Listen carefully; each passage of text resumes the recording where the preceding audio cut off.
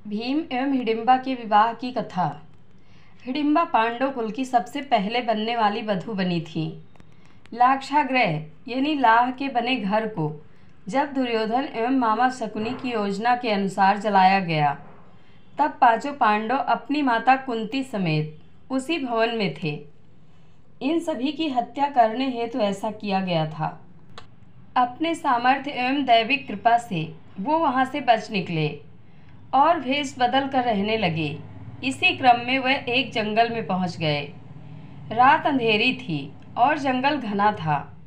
जमीन पर बड़े बड़े झाड़ उगे थे, जिसके कारण चलना मुश्किल हो गया था।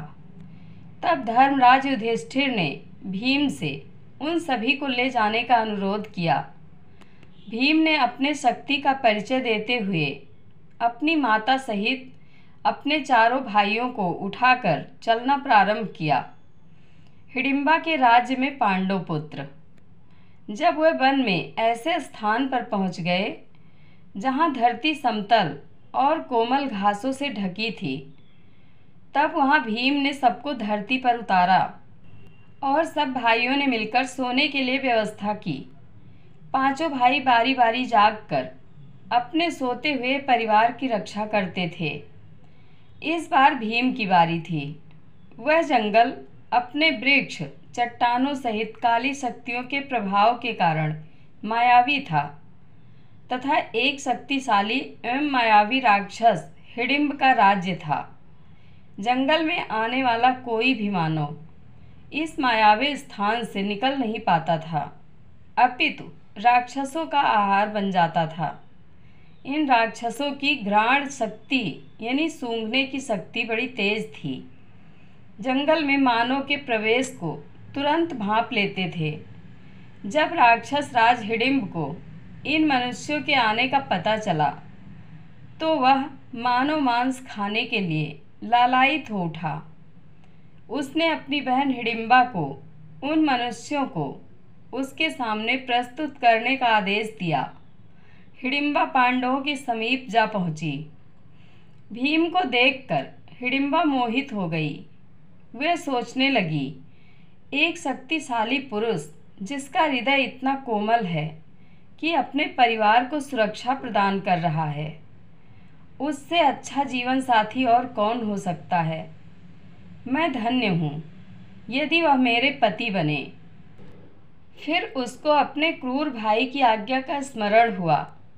देवी हिडिंबा ने अपनी मायावी शक्तियों से स्वयं को एक सुंदर युवती में बदल लिया और भीम के पास गई। पहले जंगल में भटकती हुई युवती की भांति अनेक प्रकार की बातें कही। फिर जब भीम ने उन्हें रक्षण देने की बात कही, तब वो वहीं पर बैठ गई। हालांकि आराम कर रहे अर्जुन एवं युधिष्ठिर को देवी हिडिंबा पर धीरे धीरे संदेह भी होने लगा था, परंतु उन्होंने सुरक्षा को ध्यान में रखते हुए सोए रहने का स्वांग किया।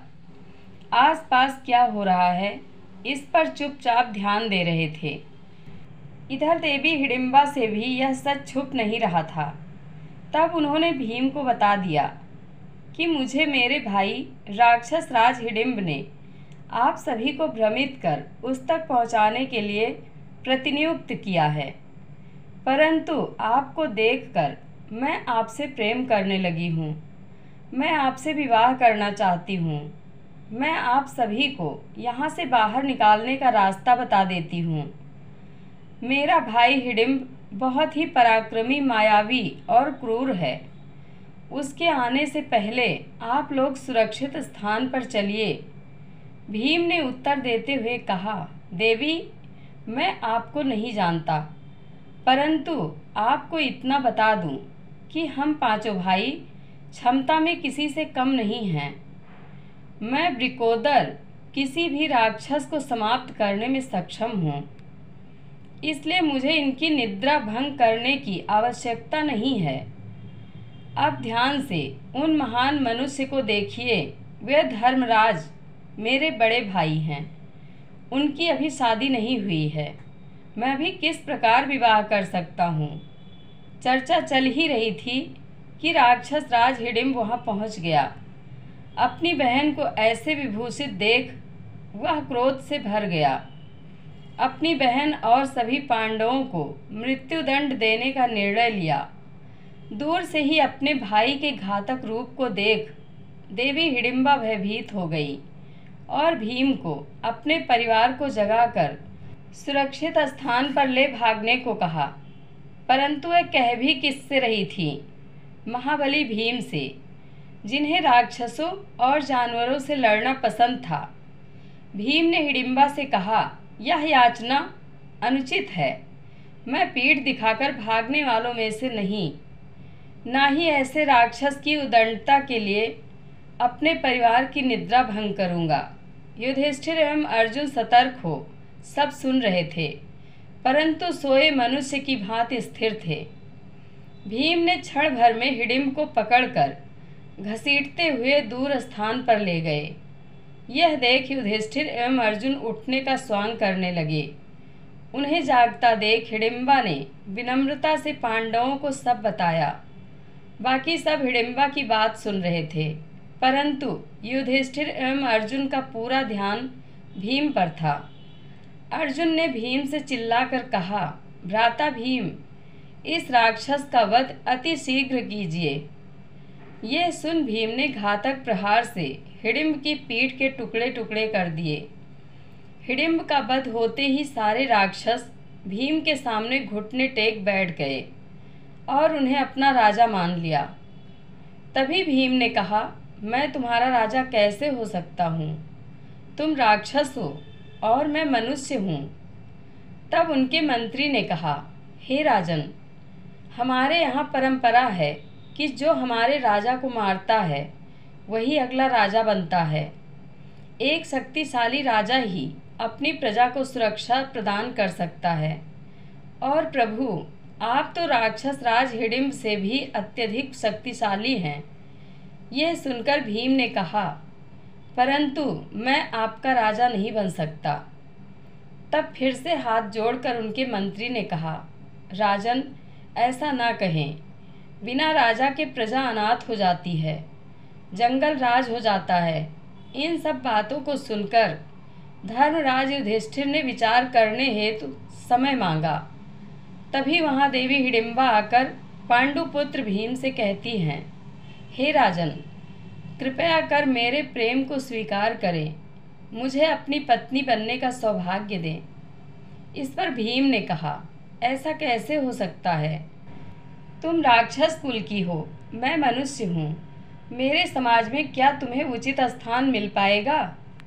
तब देवी हिडिंबा ने कहा, मुझे आपके समाज की स्वीकृति की इच्छा नहीं है, अपितु आपके स्वीकृति की इच्छा है। आप यहाँ के राजा बन मुझसे विवाह कर 1 वर्ष तक मेरे साथ रहें। जब मुझे पुत्र रत्न की प्राप्ति हो जाएगी, आप यहाँ से प्रस्थान कर सकते हैं। हम मायावी जाति हैं। मेरा पुत्र जन्म के कुछ समय बाद ही युवावस्था को प्राप्त हो जाएगा, तब आप यहाँ से प्रस्थान कर सकते हैं। मैं आपको नहीं रोकूंगी। मेरे पुत्र के रूप में इस कबीले को उसका राजा मिल जाएगा। फिर रोते हुए माता कुंती के चरणों में गिरकर कहा, माता, एक स्त्री के प्रेम की पीड़ा तो आप ही समझ सकती हैं। मुझे आपकी पुत्र वधू स्वीकार कर लीजिए माता। 1 ही वर्ष की तो बात है, मेरा भी कल्याण हो जाएगा और इस कबीले का भी। माता कुंती ने देवी हिडिंबा से कहा, हे पुत्री, तुम्हारी बातें धर्म संगत लग रही हैं, मुझे विचार करने का समय दो। फिर चर्चाओं के उपरांत माता कुंती सहित सभी पांडव इस बात पर सहमत हो गए कि इस प्रकार प्रजा को अनाथ करके जाना धर्म संगत नहीं है। फिर भीम ने कबीले का राजा होना स्वीकार किया, देवी हिडिंबा से विवाह किया और उनका एक पुत्र हुआ, महाबली घटोत्कच। मायावी राक्षस होने के कारण जन्म के कुछ समय उपरांत ही घटोत्कच युवा हो गए और अपने पिता भीम, अपनी पितामही देवी कुंती सहित अपने सभी काकाओं को दंडवत प्रणाम किया और उन्हें वचन दिया कि जब भी पांडवों को उनकी आवश्यकता पड़ेगी, वह केवल स्मरण मात्र से वहां उपस्थित हो जाएंगे।